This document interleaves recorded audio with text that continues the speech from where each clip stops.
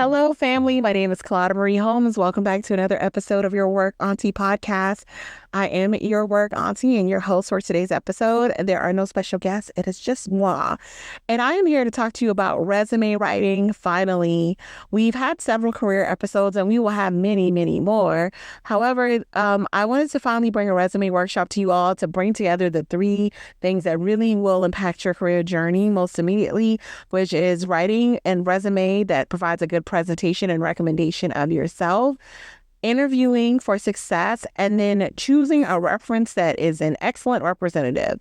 References was covered in episode 1 of Your Work Aunty podcast. So if you have not listened, go back and check that out. If you're on YouTube, the link is above for you to click and check out that episode after you listen to this one, of course.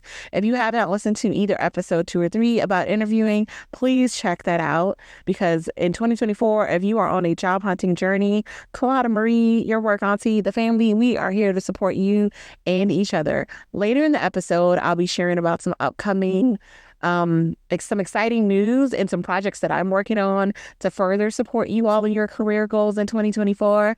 And one thing I'm doing this year is not only am I manifesting, I am claiming. So I am setting dates and timelines to all of my goals. And I encourage you all to do that too. Put the date out there and take the actions you need to get to that date, that goal. The reason why resumes are so important, there's all this rhetoric about we don't need resumes are stupid, no one reads them, blah, blah, blah. We read them. And especially in the government, there's little we can do without a strong resume that really speaks to your qualifications. Unless you're in an entry-level program, we cannot infer. Your resume has to state that you have the skills and experience that are required for that particular role or job. So there really is no way around it. So as I've said in many other episodes, preparation is key. So before you get into writing the resume, you need to gather information. If you have been to college and you've done a research article or paper, you're familiar with this. You gather your source. One, you figure out what you're talking about. What is your thesis or theory, right? So what kind of jobs are you trying to apply for? What is your goal? What industries? Do you want to work for small companies, startups, mom and pops? If you have an IT background, what specific section? Do you want to be a project manager? Do you want to be a doer? So these are all things you need to ask yourself as you start to go to gather what you need. So you want to gather your job history, your volunteer history, membership, certs, applicable skills, quals, and any recognition or awards. Once you get into the resume building process, you'll narrow down your job history to relevant experience. But in the meantime, just gather all the information in one place so that you're not scrambling for key dates or timelines that you may need. If you are a student or recent graduate, you definitely want to highlight relevant projects or student activities. When I was in college, knew I was a non-engineering student at an engineering school. I started off in computer science, switched to political science, and although it was treated like an applied science, so I still took physics and calc and several other IT-related courses, it was not. I wanted to make sure that my resume stood out and demonstrated my ability to lead, be actively involved while maintaining excellent grades and relationships. So I highlighted a lot of the work that I had done for National Society of Black Engineers in my initial postgraduate or post-undergrad resumes. While I was in NSBE, I was chapter president 1 year. Of course, I was chapter chair emeritus another year. And then I was also on the regional executive board twice. I planned one of the regional conferences as well as one of the regional leadership conferences. So I had some great experience to talk about, leading organizations, planning events, managing budgets, setting goals and measures.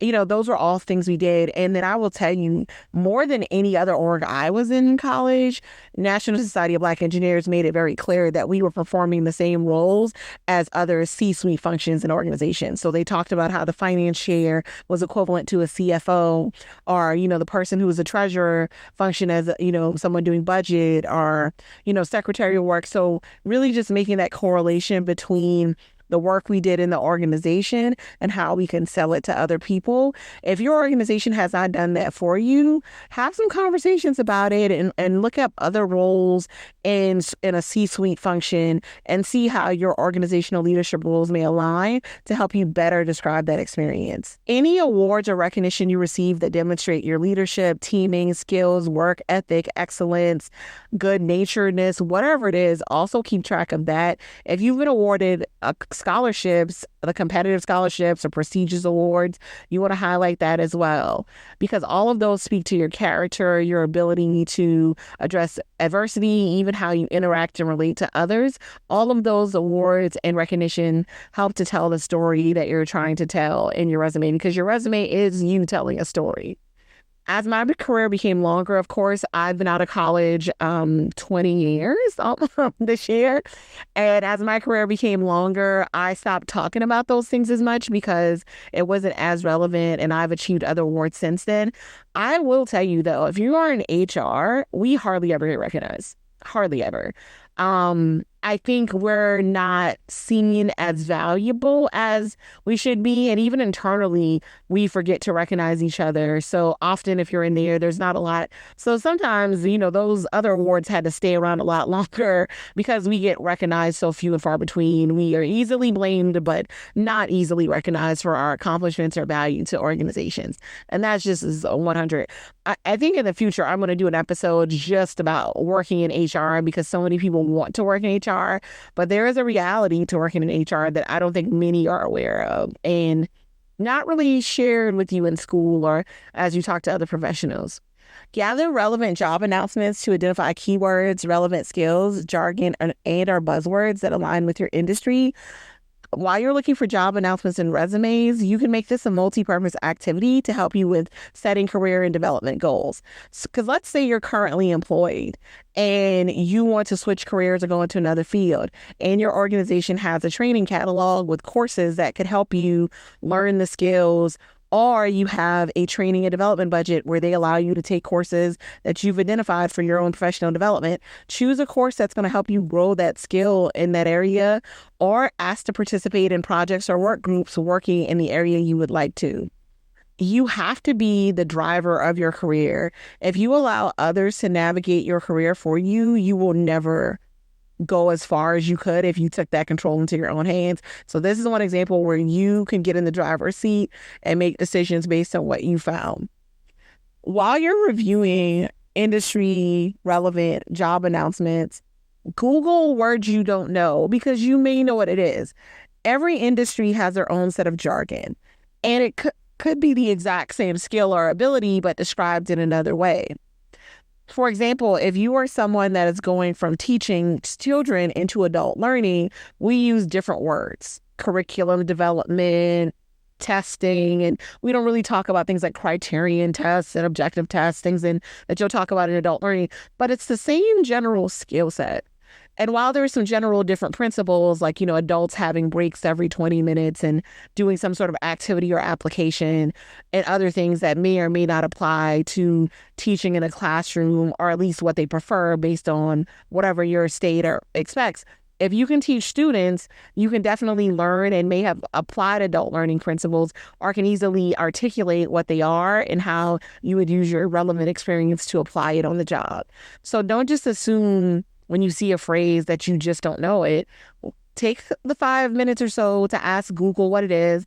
Wikipedia is an excellent source. I know people talk trash about it, but especially for things like this, when you're like, what is this particular concept, or what's Lean Six Sigma, and what's the difference between quality assurance and quality control? There's usually some really great articles linked to the Wikipedia post, as well as other industry related terms that I sometimes will end up in a rabbit hole about, because then I, one, have more knowledge of what this is if it comes up in that interview, but I also can proactively start to increase my knowledge base and identify opportunities for development.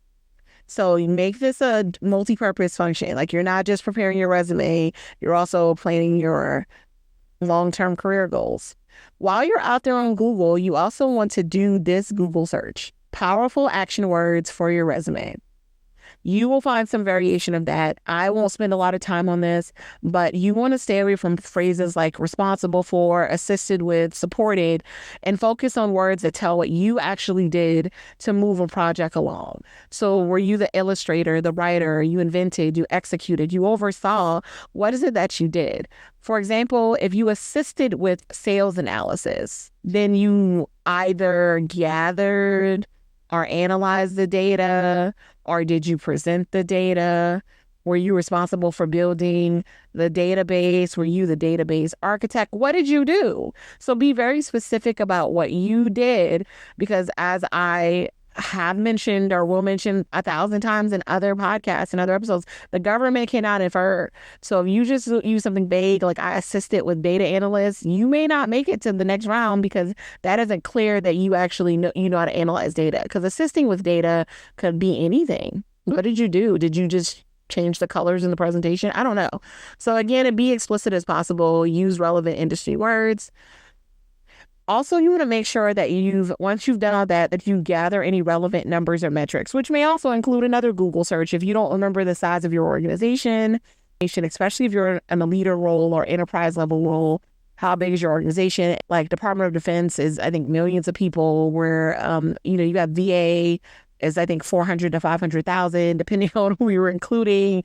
HHS is very large in the government. You also have large firms that have hundreds of thousands of people. And if you're at a leadership level, you are creating policies and programs and functions that may impact that entire workforce. So that's important.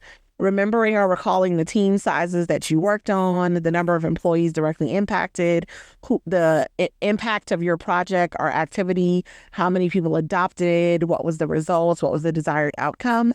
And even if you don't have specific numbers or metrics, you are more than welcome and encouraged to use qualitative statements as well. So if you improved employee relationships, enhanced partnerships, whatever, there may not be a number associated with that, and that's fine, but you always want to talk about the outcomes as well. So gather what you can gather so that you can figure it out. I will also add here that your best guesstimate is fine, but don't go crazy. If you're asked during your interview to walk through how you came up with or what activities you undertook to achieve that result, that it still makes sense. So, for example, there's usually an average employee salary associated with government positions. And some other industries have that as well. So oftentimes when I predict how much dollars I've saved through a process improvement, I have to make several assumptions. And my assumptions are around the time it took before my process improvement and the time it takes after. Because the before is usually more assumption based unless you had some really good data or tracking system. And then after, again, unless you have some really great data or tracking system, you're also making some guesses and assumptions about how long this new process will take based on your analysis. Then I multiply the time saved by the hourly salary, and then I might extrapolate over how many years they'll receive this savings. And I might do 3 or 5 years. And so I come up with a dollar value. So I'm like, this has saved the organization $10,000 on an annual basis, or over the next 5 years, it'll save $50,000, or it'll reduce operating costs by 50%, whatever it is. Before you share metrics, make sure you've read your company's policies or any NDAs about what you cannot share. So a privately held company may not want to have listed in a document that you were responsible for over $50 million in sales for the whatever East region, because anybody who pulls up your resume on a resume site can find that data and have some idea about the sales numbers in that particular region, and that may be a competitor. So you may have to use something like responsible for 50% of the total organization sales, or 5%, where you're not talking about a number, but you're talking about things that don't get too much in the weeds of a company's protected information. So while you're doing your research, also read your company policies and rules about what's okay for you to share with others in resumes and on your LinkedIn, etc. Sometimes you can't even share your clients' names or who you even specifically worked for. So be careful and don't get yourself in any trouble or just accidentally disclose proprietary information.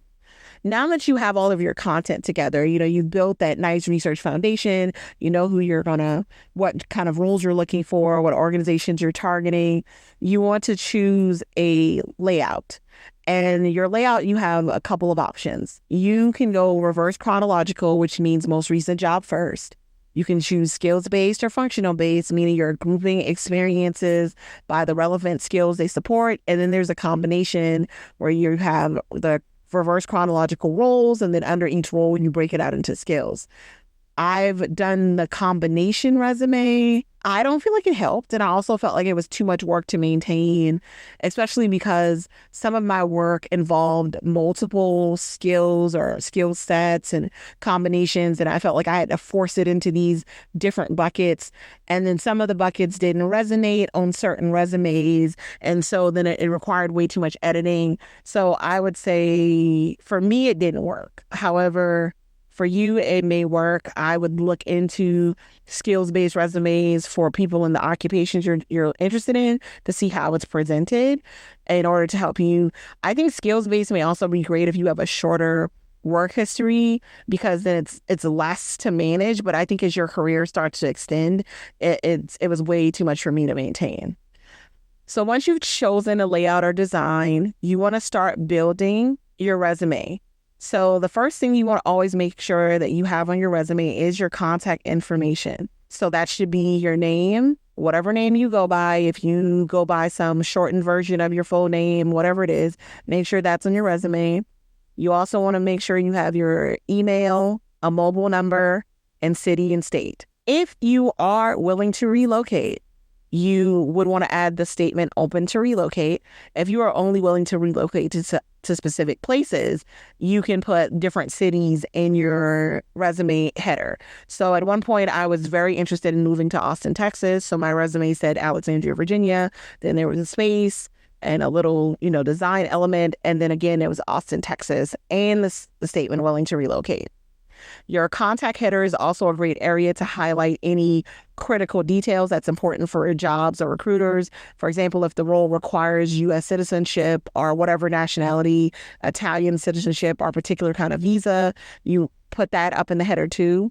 If you have a background check completed recently or some sort of clearance, especially those issued by the government, top secret, public trust secret, if you have an active one, you also want to put active secret in that same header section. If your mobile number is not the best way to reach you, you may also want to put a daytime number for your employer. But if that's not feasible or something that is not encouraged to do, put some indicator in the resume section that says best reached at or whatever time they can call you, or that you recommend they text first or whatever it is, so that you can see it on the break or something. Because it is frustrating when I'm trying to schedule an interview with someone because I like their resume. I call the number over and over and over and over and no one answers. And then they call me back 2 or 3 weeks later and say, I can't answer my phone during the day. I'm just getting this message. Unfortunately, I may have already scheduled and conducted interviews, and by you not responding, I just assumed you weren't interesting because I left a message. So definitely consider the reality of being reached. And if you are also actively on the job hunt, check your voicemail. Do not let 3 weeks go by and it turns out you missed a possible opportunity. You also want to choose an easy to read professional font, including type, our face, and picture size. So when I say font, most of you are familiar with fonts. They're in your Word applications, whether you're on Google Docs, Microsoft, whatever people are using. They're going to be font collections or themes of fonts. And so things like Arial, Times New Roman, Comic Sans, Bradley Hand, Brush Script. Those are all font faces. You want to choose a font that is easy to read, also prints well and scans well. Fonts with very thin lines or lots of spacing sometimes doesn't print well, isn't scanned well. Also, serif fonts like Times New Roman. Times New Roman is a very popular font, but it's considered a serif font because there's those little flags and points hanging off the T's and the I's and the M's. So that's considered a serif. So you would like a sans serif font because those are usually better to scan, better to print, and there's less likely that the words won't show as you intended when scanned or by other technology. But other fonts that are common are Calibri, Helvetica, and Arial, and there's several kinds of Arials. I also recommend playing with the different sans serif font types if you're having spacing issues or there's too much white space in your document, so that you can fill up the space in a way that doesn't look obvious, or you don't have to make massive headings and font sections. But don't use Comic Sans and don't use cursive font. I promise you that that's going to look crazy. Quickly, let's step back to contact information. Choose professional email addresses. I don't want to see Sexy Diva 49 or I Love Threesomes 62, whatever it is. Make sure that you are choosing professional email addresses. And also something we'll talk about later when it relates to ageism. Stay away from AOL or Hotmail if you're concerned with ageism or people thinking you might be old, because those are generally email addresses used by older workforce members. As I'll say now and I'll say then, I want to work places where people want me and don't want to discriminate for dumb reasons. So if you want to make that a thing, then good for me, because I won't waste you won't waste my time. But if you are someone who is in that predicament and really need help getting into roles and thinks that you believe ageism has been a factor, definitely consider what your email address is. It's very easy to make like a new Gmail or iCloud and then link those to your current accounts or your phone so that you do not miss any messages that come in.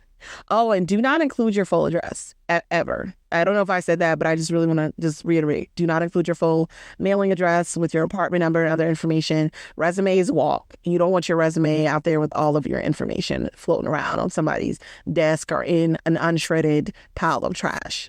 Watch for font sizes. And so the same place you see your font faces, you'll see the size. You don't want to start going to size 7 and 8. If you have footers or other little design elements or other sections where it's not really pertinent information, maybe depending on the font face, but I usually stay between 9 and 11. Those are readable sizes in most font faces.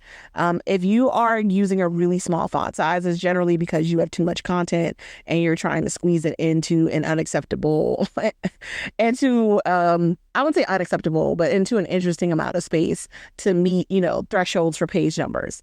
But let's talk a little bit about page numbers before we go further.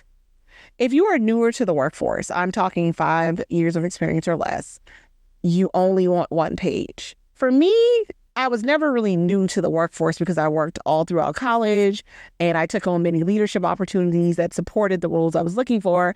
So I think even when I should have had a one-page resume, I may not have. It might have been like 1 or 1.5, but it was actual relevant experience. So you want to limit to one page, find the appropriate font spaces. If you are someone who has more than 5 years, maybe 10, 15 plus years of experiences, 2 to 3 pages is acceptable. Many people will argue and say no more than 2. I've had a 3-page resume for the last decade and I've gotten several jobs and I've been fine. And offers and opportunities. Even my most recent update with several reviews and talking to various recruiters, etc., I'm still at 2 and 3/4 pages. I will probably drop to 2 next year because I have some experience that is hitting the 10-year mark. And so that experience will be removed from my resume going forward. And any key things that I did that's still relevant will just be captured in a summary. If you're writing a government resume, that is an exception. The government resume should be no more than 6 to 8 pages. The government cannot infer, as I've already said. So it is important that you explicitly state what you have done, what your experience is, and what your role has been. The best thing that someone ever shared with me early in my career is you don't want to say something like, I took the trash out. You want to say that you took the trash out in accordance with whatever protocol, and you did this ahead of schedule or on time. You met the OSHA guidelines or metrics, and you were recognized for your diligence by the community, whatever it was that you did. You just cannot say, I took out the trash. You need to cover all the relevant things that are related. If you did any analysis about the trash taking out, if you made some process improvements about trash taking, if you took the trash out as a part of a rotating team, whatever it is related to taking that out, you want to make sure that that's explicated in your resume if it is relevant and demonstrates the kind of skills that you are trying to demonstrate. So because of that, and that the government cannot infer, government resumes are longer. CVs, our curriculum vitae, are also longer and more equivalent to, I would say it's more equivalent to a government resume than other private sector resumes. So now that you have, your page parameters, you want to be mindful of margins.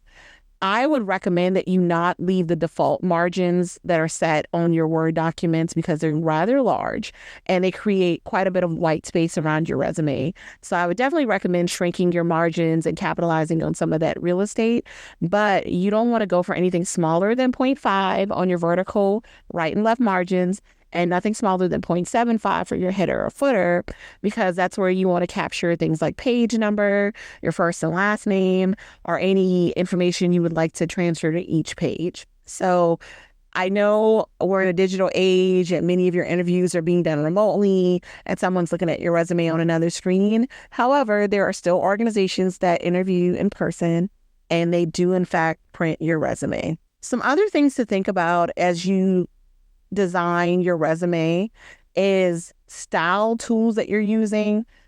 I recommend avoiding the newspaper column format. So that's when some content starts in column 1 and then the content continues in column 2. That is really hard to read and follow for someone trying to review your resume. People normally skim a resume from top to bottom. Now, if you want to make a smaller column to the left or right, or maybe on both sides that have other unrelated information that can be read on its own on the first page, that may work. I've seen people use a small column on the left to have their name, education, certification, skills, and other things that are in smaller fonts off to the side, and then still using the larger space to highlight experience and relevant skills. So make sure you choose a format that's easy to read. Now, when you create a column formatted resume, many of you will be tempted to use a table because that is the easiest way to do it and maintain it. However, tables sometimes are difficult to read by robots or AI or scanning software and may result in your resume being interpreted by scanners in a way that you did not intend. So we want to see some style, and I encourage embracing some of these new designs. However, be very careful in that you don't design your resume in a way that it makes it not only difficult to print, but difficult to scan.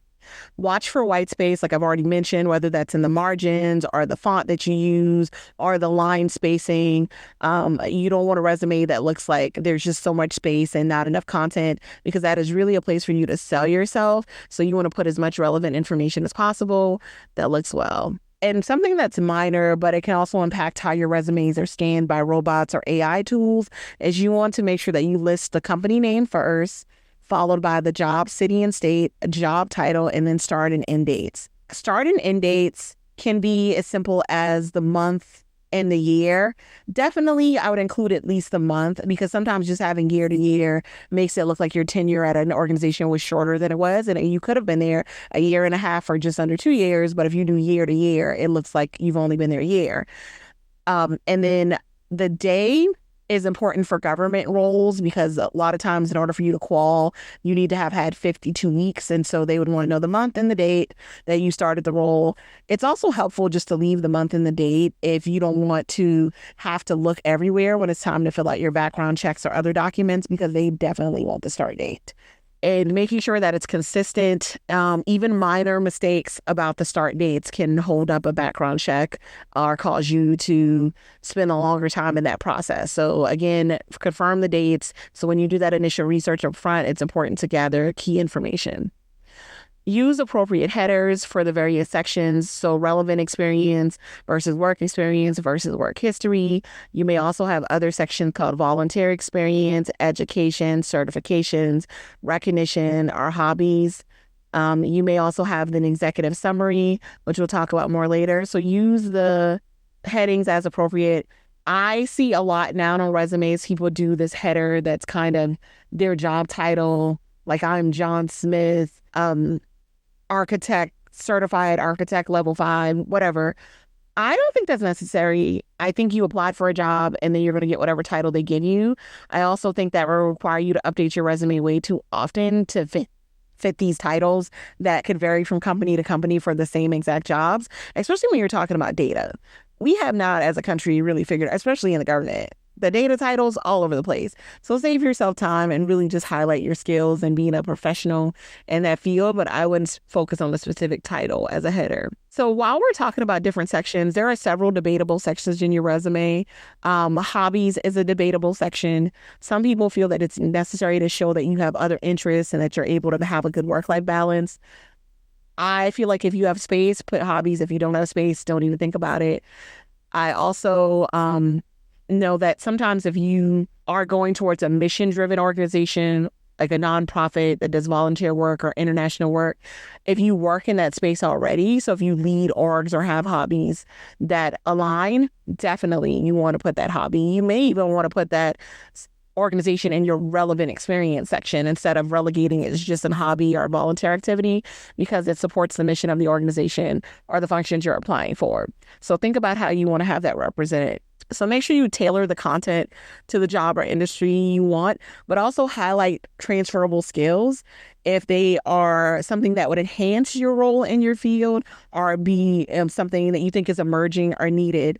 I have a Lean Six Sigma green belt that I've had for a long time, and luckily I don't have to refresh this thing or take tests, but I always felt like that was a relevant skill because even though it's not necessarily required or seen on very many HR job requirements, it is critical for me in how I approach process improvements and how I even strategize or lead my organization is because I come from, I have that training or that background. So I've always included that. There's also skills that are just commonplace for everyone. If you can plan an event, manage projects, lead, if you're great at time management, you have impeccable organization, you mentor, coach, done analysis, if you're great at researching, whatever it is, those are transferable skills into most roles. So even if you don't work in the field yet, you can really focus on how you've done those skills that are relevant to this particular job, because you don't have to stay in the same field if you know how to masterfully articulate that the work is similar. Sometimes the hiring managers don't see that themselves and they may get stuck on title or where you've been, but you can really change the narrative by what skills you choose to present. For example, one of my clients works in like security, and they have a background that is very varied. They've worked in law enforcement, retail, in the restaurant industry, as well as some volunteer initiatives and other self-owned businesses that on the surface sound very, very different, right? Like they sound unrelated, but there's some common threads among all those fields. One being customer service, the ability to effectively communicate and manage conflict. Also, the ability to adhere to and understand protocols or policies to either inspect or ensure the safety of a cooking space or border protection in their security work, or protecting a facility and ensuring the appropriate people have access. So these are the same skills. And so the resume I help them craft focuses on telling the story of how they've mastered these core skills that are transferable to all these fields, but then able to pick up the nuances of these different backgrounds or these different required roles. And so look for those common threads of transferable skills and focus on that and not about where you've worked or the specific titles. And the titles do matter somewhat, and we'll talk a little bit about that later about what you can do about that, but focus on the roles. Do not focus only on tasks. Don't say things like reviewed resumes, answered calls, created documents. Talk about what that entailed and refer back to that powerful words list as well, right? So Did you meet organizational goals? Did you save money? Did you improve a process? Did you build relationships? Don't undersell your achievements. Your resume is the time to boast and really tell your story. Not lie, but boast. Use metrics and numbers and important qualitative statements to highlight your accomplishments and your overall value to your organization. Reducing company operational losses by 20% is much more impressive than just saying I led process improvement initiatives. Okay, you led them. What does that mean? Were they successful? Did you achieve desired results? Did you introduce something new? So again, you want all of your statements to really add value. I often would review resumes for people that worked in retail, and it would just be like rung up customers. That, while that's what you did more than that. You greeted customers, you answered customer inquiries, you helped them, find stock items, you addressed, like you may have provided them tips if they were like, should I buy this towel versus the other? There's so much more that you probably did than just ring customers up. You also had to maintain drawers and cash balances. So really think about what you've done, and don't downplay it. The one section you can skip, I promise you, don't even think about it, is an objective. It is outdated. It is unnecessary. I actually consider that whole title-y thing that people are doing that I talked about earlier, like putting your title, is kind of like an objective. It's unnecessary. You apply for the job. I know this is what you want. So I would rather if you have space to focus on some sort of summary, career snapshot, etc., in your resume. If you have space for an objective, I'd rather you give that top real estate to a summary. Summaries are in fact debatable. I've had some recruiters, including Damian Richburg, who was on a previous episode, say that summaries are necessary. We're going to read the first couple of pages of the resume and we could summarize ourselves. I like a summary, especially if your job history is extensive and there are things that are still relevant that you want to highlight, but it's on an older job that you've since removed from your resume, or if it's a job that you just didn't have the space for, but you still want people to know that you have a skill in that. So like sometimes, like when people have worked so many different places, I'll say, demonstrated customer service experience in a variety of industries, including, whatever they've worked in, because maybe their last 3 jobs were only in 2 areas, but they've been doing this for years in 5 or 6.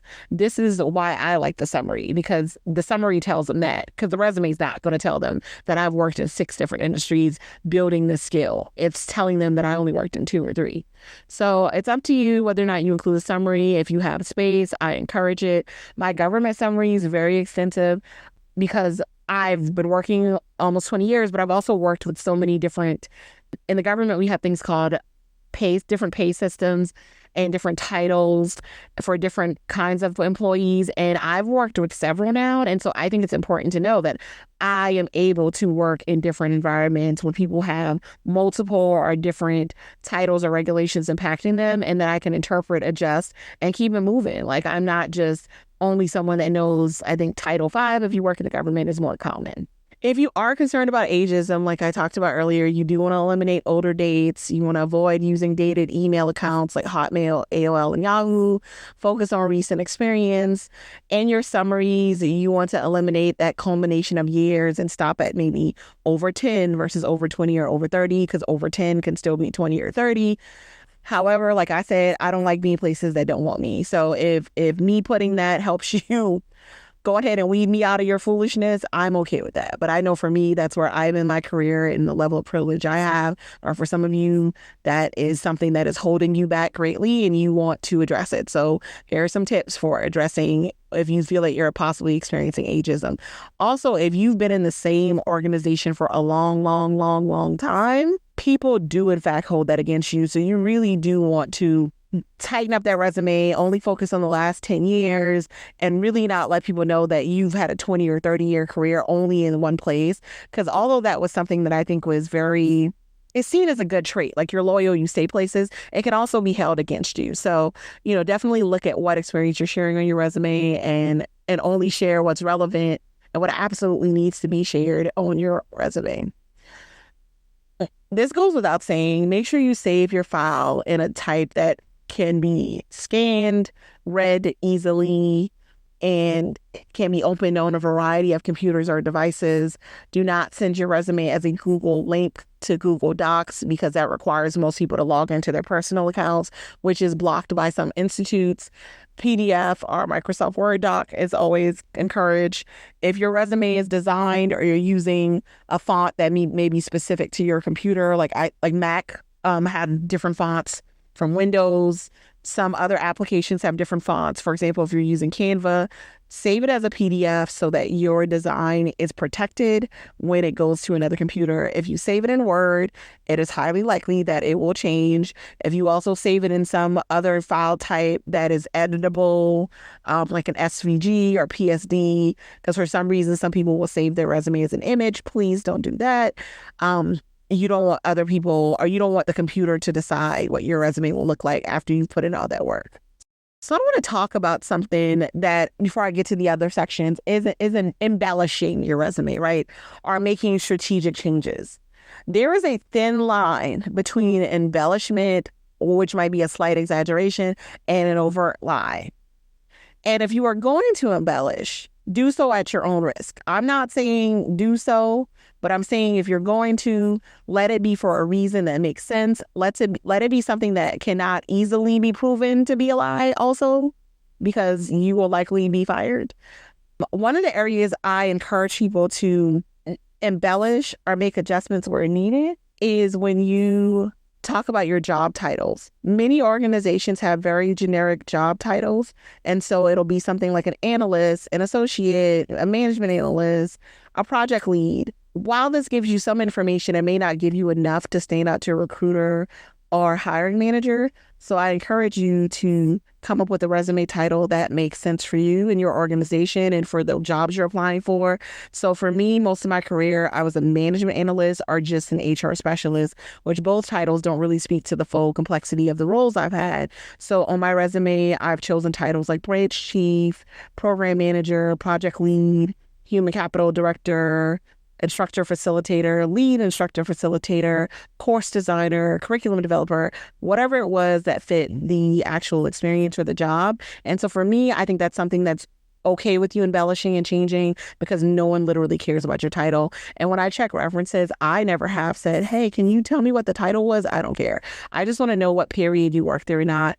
I think most recruiters and people who have worked know that some of the titles are not sufficient. And so I recommend changing it so that it makes sense on your resume. So when I say embellish, again, embellish versus lie, don't make up things like jobs, education, or certifications. Those are easily disproven. There are databases and communities that will often report that information. So it will likely catch up to you. And unless you're a politician, you'll probably lose your job. So definitely embellish wisely. If you're going to speak to skills that you have, you are 100% responsible for being able to answer questions about that skill and perform that skill if you are hired for that role. So choose wisely. When we talk about skills in your resume, that's a debatable section on whether or not it should be a standalone section at the top of your resume, at the bottom of your resume, if it should follow your summary, if it should be used in lieu of your summary. Skills are often also, recently, I've been doing resumes where I've been including the skills and competencies with the experience section. I've also had others recommend that to me. So I think as long as your skills are in there, it's fine. Put it in whatever way makes sense to you. Maybe over the years, you'll play with different formats for your skills section. But again, it's a section that can be helpful. It can also help with keyword searches for people who are looking for your resume on sites like Monster, Indeed, LinkedIn, etc. So again, it's up to you, but those sections are debatable. For education and certifications, include your most recent education. That's usually sufficient on your resume, and that's all you need. Sometimes if you're trying to tell a story that says, I've accomplished all this and gotten all these degrees and certifications while doing all this other stuff at my employer, then it might be worth putting other multiple degrees, etc. Also, depending on the space you have on your resume. I have all of my earned degrees and some of my certifications on my third page. But once I go to 2, if that's keeping me from fully being in a 2-page resume, I will likely make that change to it just being my most recent education. Lastly, this goes without saying, but proofread your draft. And not only should you read it, so after you finish writing and you're done with it for that day, I recommend stopping, taking a break, watching some True Blood, whatever. I don't know why I said True Blood of all things, but watching Reacher, whatever you want to do, taking a break and then coming back to your resume, reading through it again, making sure you understand what you're trying to say, that it conveys the message you want, checking for consistency among verbs. That is something that I'm guilty of not always checking when I make resume updates in a hurry, is that when you leave a job, you have to put that job in the past tense and changing it from present to whatever the end date was of that role. So just making sure you're checking things like that. And that your current roles are an active voice. Ask some people to review. If you don't have anybody in your network that you trust, of course, that's where you can pay, resume writers or coaches or advisors, etc., to take a look at your resume. But you can ask a friend, mentor, professional contact. Sometimes your professors will often read your resumes and provide feedback. And choose someone who will give you really good constructive feedback. Don't choose yeah, it's fine, everything you do is amazing person, because you want that feedback. And you don't want to necessarily make all of the changes, right? Because this is still your story and resumes come in varieties of ways. But you want real, honest feedback so you can really think about, are you telling your story and representing yourself in the absolute best way? What I recommend doing after you run the spell check in Microsoft Word or Google Docs and the grammar check is that you use Grammarly. And this is not a sponsored post. I don't have any sponsors yet. But Grammarly will really take something that you feel is well written and just, like, as the people say, eat it up and really look for concise wording, messaging. It also helped me see where I commonly use some unnecessary phrases that make sentences very long-winded. There was a phase where I was making everything into nouns or something weird, which resulted in some very long sentences. I don't know how to explain that, but it was something that Grammarly really helped me with when I was recently working on an application for a program I wanted to go into. So the Grammarly free version is excellent. It works really well in Google Docs or on your browser. I think there is an app, a desktop version you can download, and there's also a paid version. If you're doing a major resume rewrite and this is your first run through, I really do recommend paying for the full version and working through all the prompts. I would not suggest that you just accept all of the recommendations, but really go through it with Grammarly, because sometimes you are using industry appropriate jargon that Grammarly does not understand, and it may make recommendations that don't make sense. So go through it together. Don't just accept all the changes or something like that. Like, really go through it. Also, if you've had someone else do your resume, go through it and look for any comments, suggestions, or weird ellipses. I remember I did someone's resume once a long time ago, and in the middle of one of the paragraphs, it said, "I don't really know what you did here. Can you fill in the following blah, blah, blah." When I sent the resume to the person, they didn't review the resume I sent them. So they missed that entire statement for several hours and then had to go through a lot to retrieve the resume that they did submit that had that statement. So read the resume, read it a couple of times, take breaks, ask other people to read it. Name your resume appropriately. That goes with everything. Make sure you choose, I'm not going to even say professional, because professionalism often, is based on classism and systemic racism, but choose names and for your resume and your email that won't make people think twice or question your character, is all I'm going to say. It's like, for me, I usually update my resume in the winter or seasonally. So it'll say, Kalaida Holmes winter gov resume 2024. Or Kalaida private sector resume fall 2023. Whatever it says, that's how I know, and I can keep track of when it's most relevant. And also it helps the person receiving it keep my resume organized. I can't stand when I open multiple resumes and then they're all just named resume, and then I have to go back through to try to find the person's resume I'm looking for because I cannot tell by the title. So it just helps save some time, and also makes it easier for me to find candidates I'm interested in if the resume is named your name. If you are moving into an executive leadership role, This is something that I am doing now where I am in my career or have done, is you want to make sure your resume demonstrates that you've progressed from a doer or someone who's leading self to someone who's capable of leading enterprises and organizations, and that you are the person that is setting vision and direction and you're providing oversight. You're not just doing things. Like, you're not the one executing and just implementing everything, but you're someone who is setting vision, setting oversight, reviewing results and outcomes, communicating with key stakeholders, dealing with political conversations and negotiation. So you want to make sure you want to tell that story. Because of what I work in and how I work, my resume strikes not only telling that story, but also the balance of, if I need to, I can get in there and get my hands dirty. So if that's also something required, or you've often seen people in leadership roles in your particular field or industry, you want to make sure you also tell the story that if I need to get in there, I'm going to get in there. But if I'm there to lead, I'm there to lead impeccably and with integrity and charisma, or any other characteristics that are valuable to that organization. So thank you all for listening. That's the end of my resume tips for today.